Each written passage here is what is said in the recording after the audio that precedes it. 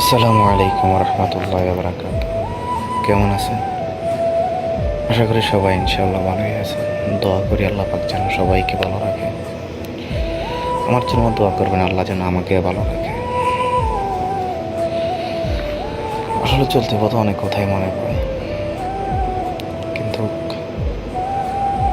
সেই কথাগুলো বলার ভাষা পাই না, হয়তোবা বলার মানুষও পাই না। হয়তোবা কেউ শুনে মজা নেয়, হয়তোবা কেউ শুনে সুখ পায়, কিন্তু দুঃখ কেউ পায় না। যাক, প্রবাস জীবনে আমাদের কাহিনী কেউ দুঃখ হিসেবে মেনে নিতে চায়। সবাই মনে করে যারা প্রবাসে আসে বাস টাকার মিশে, আসলেই তো টাকা, তাই না? কিন্তু একটা কিছু কি, আমাদের জীবনটা আসলে একটা কথা আছে না, মানুষও বলতে যে পুড়তে পুড়তে কয়লা হয়, কয়লার থেকে ছাই হয়, তারপরে কি হয় জানি না।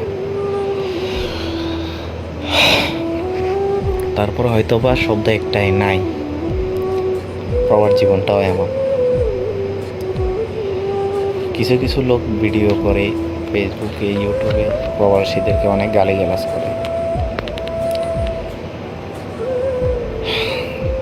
কিন্তু একটা প্রবাসীর জন্য কত মানুষ তার উপরে নির্ভর করে থাকে। তার ফ্যামিলি, মা বাবা, ভাই বোন, আত্মীয় স্বজন, স্ত্রী, সন্তান। তার চেয়েও বড় কথা হচ্ছে দেশের রেমিটেন্স। একজন প্রবাসী এই রেমিটেন্স যোদ্ধা।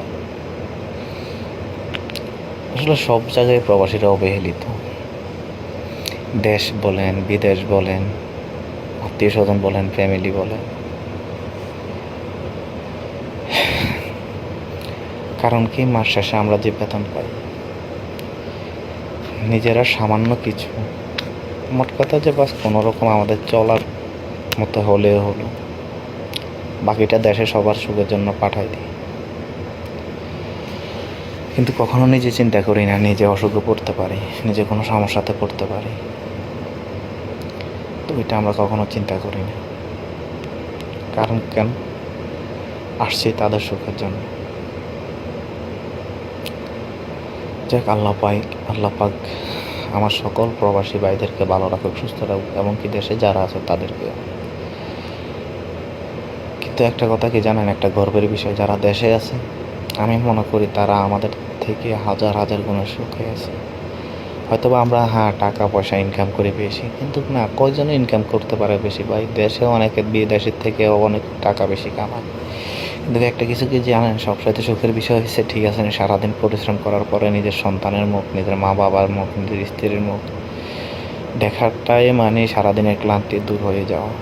আমাদের তো ক্লান্তি দূর হওয়ার কোনো অপশনে নেই। সবার সাথে একসাথে বসে খাওয়া, আড্ডা দেওয়া, বন্ধু বান্ধবের সাথে ঘোরাফেরা, জীবনটা অনেক সুখময় থাকে। কিন্তু আমাদের জীবনে না আছে বন্ধু বান্ধব, না আছে ফ্যামিলি, না আছে কিছু। আমরা সব কিছু থেকে বঞ্চিত।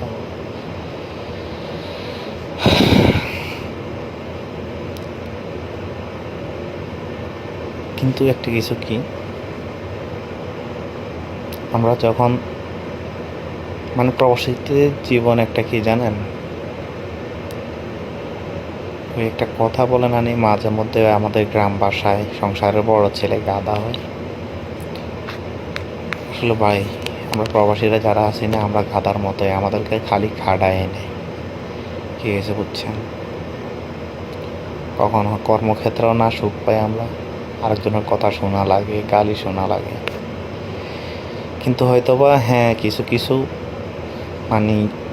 গালি দিয়ে আসতেছে কথাগুলা, বাপের হোটেলে খাওয়া কিছু কুলাঙ্গার সন্তান আছে না, প্রবাসীদেরকে গালি মারে। ওদেরকে বলতে চাই, আজ বাপের হোটেলে খাইতেছ তো টের পাও না, কর্মজীবনে নামো, টের পাইবে। ঠিক আছে?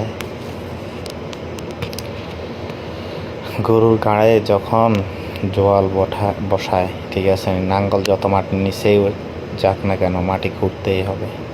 একদিন তোমার